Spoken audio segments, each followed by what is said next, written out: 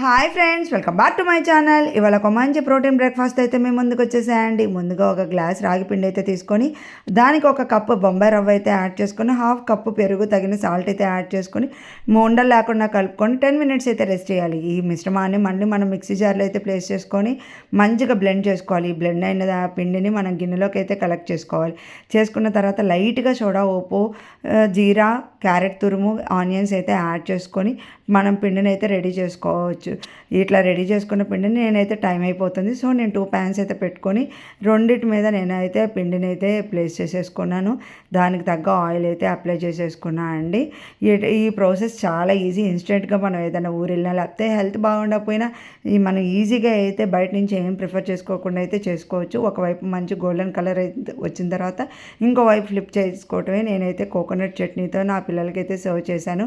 ఇలాంటి మంచి మంచి వీడియోస్ కావాలంటే నా ఛానల్ని తప్పకుండా సబ్స్క్రైబ్